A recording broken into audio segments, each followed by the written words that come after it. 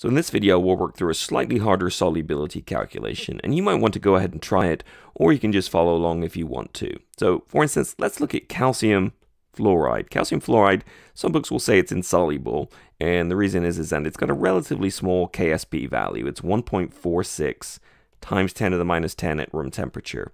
And I wonder if you can calculate the solubility and the molar solubility. In fact, you probably want to start with the molar solubility first, and then move to the solubility second. So pause the video, have a go, and if you want a little hint, just unpause or keep watching.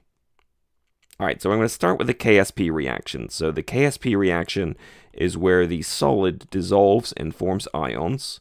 Calcium's in group 2, so it forms a 2 positive ion. Fluorine's in group 7, it forms a 1 minus ion. We've got 2 of them to neutralize the charge, so it goes as a coefficient. Our ice chart, I initial, C change, E equilibrium. Let's see, calcium fluoride is a solid, so technically it doesn't enter into the equilibrium expression. Our initial concentration of calcium, if we're dissolving it in water, would be 0, and fluoride would be 0. We'll see later that sometimes that's not true. We're going to let it dissolve, so we can imagine, if you like, S moles per liter dissolving. So although we could call it X, I don't know, I think it's just sexier calling it S, to be honest. And if that goes down by S, then on the other side it will go up by S. And notice on the fluoride, there's actually not 1, but there's 2 fluorides. So every time we make 1 calcium, we make twice as many fluorides. So that would be a 2S. At equilibrium, we're essentially just writing in the change line because there's nothing to start with. All right, so now we got the Ksp expression.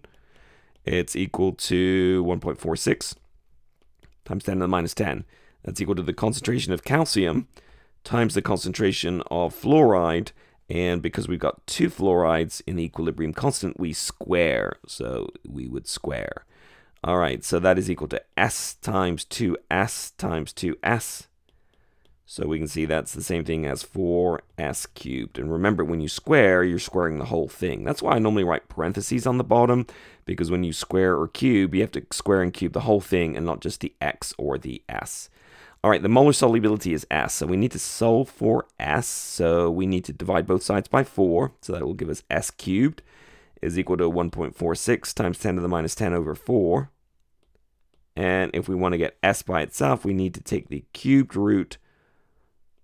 Okay, and if we take the cubed root, then we get a solubility, and I get it to be 3.317, that's a guard digit on the 7, times 10 to the minus 4, and it's a molar solubility, so that would be moles per liter, or just capital M. All right, now if you're wondering how to take the cube root on your calculator, a lot of calculators will have an nth root button, and I find it really hard to use actually. So what I normally do is I type the thing in, and I raise it to the 1/3 power, so that would be equal to a cubed root. Okay, so if you wanted to take a 4th root, that would be exactly the same thing as raising it to the 1/4 power. In fact, the square root, I normally actually don't use the square root button on my calculator because I can never remember where it is. I just raise it to the 1/2 power. So you can see you raise it up to the 1 over the root that you're taking to power. All right, so that's the molar solubility. So what about the solubility? The solubility is, remember, the number of grams per liter. So I could go ahead and I can calculate that from the molar mass. So we've got 3.317 times 10 to the minus 4 moles per liter. That would be moles of calcium fluoride per liter of water. We can figure out the molar mass of calcium fluoride by just adding up the mass of a calcium and a couple of fluorines. I get that to be 78.08. Hopefully you did too. And when we go ahead and multiply this together, we end up at the end of the day with 2.59 times 10 to the minus 2 grams of calcium fluoride in a liter. Or if you like, that's 25.9 times 10 to the minus 3, or 25.9 milligrams of calcium fluoride per liter. So most books will say that's insoluble. So as long as it's less than a gram in a liter, we'll call it insoluble. But you can see it's not completely wrong to think about it as being insoluble. You know, it's only 25 milligrams. That's not very much at all. A very small pea-sized portion of calcium fluoride can dissolve in a whole liter.